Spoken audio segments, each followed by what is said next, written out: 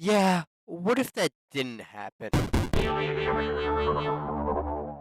Hello, hello. It is I, Matstick, the historian of the internet. Today I'll be discussing what would happen if Japan attacked the USSR instead of attacking the South at European colonies. For some context, the Japanese military had two war doctrines for Japan's expansion to solve its resource scarcity. The first plan was the one Japan followed in our timeline, the Strike South doctrine, which called for Japan to attack the resource rich European colonies of the Dutch East Indies, British Malaysia, and French Indochina. The second plan is the one Japan takes in this timeline, the Strike North doctrine, which called for Japan to attack the Soviet Union and take over the resource rich Russian Far East. These plans came from the Navy and Army, who were in an intense rivalry due to fighting over Japan's limited resources and military budget. The Army favored the Strike North doctrine, as the operation would be mostly done by them, while the Strike South doctrine was favored by the Navy because it required the Navy to play a heavy role in the operation. So, if the Strike North plan went through, the Army would be favored by the government, and the Army would have their budget increased. The Strike North doctrine was thrown out due to the Army's poor performance at the Japanese Soviet border skirmishes in the Battle of Kolingo, which led to a non aggression pact with the USSR. To prevent this, the Japanese Army will do well in these skirmishes and win the Battle of Kolingo, which adjusts the Mongol border to favor Japan. This would give the Japanese government the confidence needed to plan the invasion of the USSR. Japan would still invade China because of their vast resources and perceived weakness. And the Japanese army may do better due to better military funding from the government. What's more interesting is that Japan never invades French Indochina, as Japan does not need it as a base for their naval operations.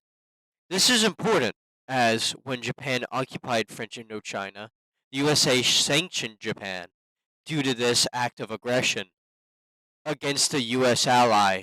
This doesn't seem like a problem until you realize that 80% of Japan's oil was imported from the USA. This would lead to Japan to commit a preemptive strike by bombing Pearl Harbor, thus starting a war with the United States of America, which went as well as you would expect. But due to Japan following the Strike North doctrine, they don't need to occupy French Indochina, which prevents Pearl Harbor, thus preventing America from going to war with Japan. After fighting for nearly 4 years in China, the Japanese would get their chance to attack the USSR in 1941, when the Germans, with their allies, would invade the USSR in Operation Barbarossa. The Japanese would start by a push to the Russian port city of Vladivostok in northern Sakhalin. Their Sakhalin push would do well, but their march to Vladivostok would be faced by a ton of resistance. It would require an encirclement and siege of the city for the Japanese army to capture the city. After the capture of Vladivostok, the Japanese army would secure the outer Manchurian region and the island of Sakhalin. The second series of offensives would be against Mongolia in the Baku area. I can see Japan getting bogged down in Mongolia due to its poor supply lines and the wave of resistance from Mongolians. Japan, USSR, Mongolia, and China would be stuck in a World War I-esque scenario where no one can make good gains against each other until the Soviets and their allies destroy the Germans, that is. After this, the USSR would go full throttle and make a massive push against the Japanese, along with the Chinese and Mongols. The USSR would eventually reach Manchuria, and the Chinese would start getting close to their coast.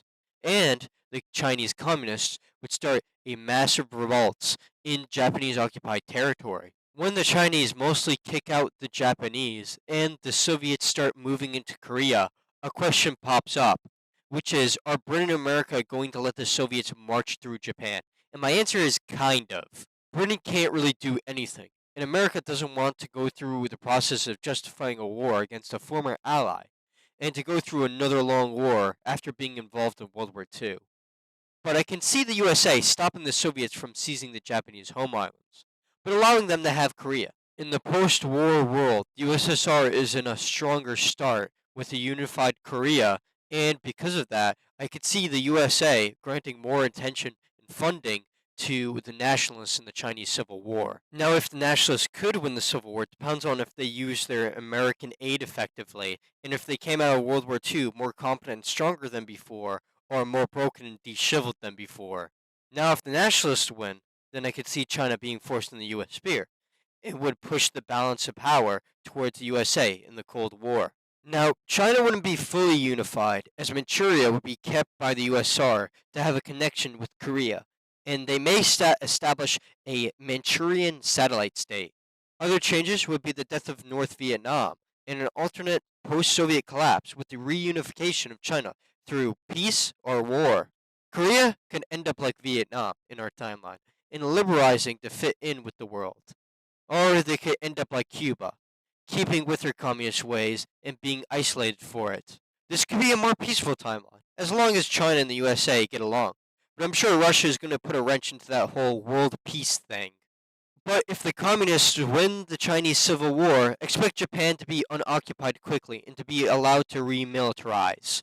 This timeline would be similar to ours, but with a militant Japan and fully unified communist Korea, which can't bode well for peace in Asia. Well, that's it for my alternate history scenario. I hope you guys have a great Valentine's Day, and goodbye.